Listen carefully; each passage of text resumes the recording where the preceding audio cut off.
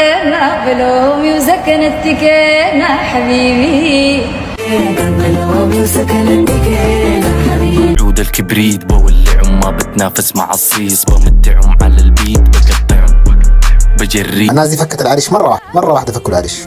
المشكلة ان احنا كشعب السوداني يعني فاهمين الحرية بالغلط، فاهمينها بالغلط شديد. يعني الشغلة ما تعري، الحرية ما تعري وما قلة أدب، لا حرية رأي. ما قالوا رئيس على التيك توك وكلام مخل وكلام نصه قلة أدب وكلام فاضي كله. ما كده يا جماعة نحن ماشيين في سكة غلط شديد، في سكة غلط. والأجيال الجاية دي لو ماشية على نفس الكيفية دي مشكلة كبيرة جدا. نسأل الله التخفيف، ربنا يصرف عنا البلاء ده، أكبر بلاء. أسباب هلاكي أنا يا ملاكي صني وجابوا لي يمرق برا كلام ده قال نوري لي يا جماعة كله تعرفوا يا تو ما عند ورا ربناش ناش الما عند ورا بمرق برا أمرقي.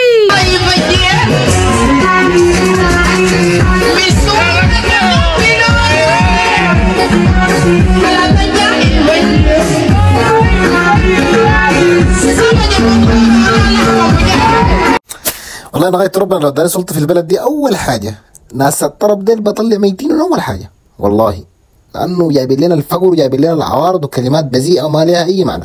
والمشكلة الكبيرة شوفها ذاتهم بيسمعوا الطرب يا مان، ذاتي محتار في النقطة دي. يعني شوفها واحد بيلقى الحاجة دي قدامه يعني لا بتنهر لا هو بينهر. الله يعيننا يا اخي، والله حاجة تفقع على المرارة. بجريه منهج حامي في وصلت المحل دي اشترك الان يا مكنة.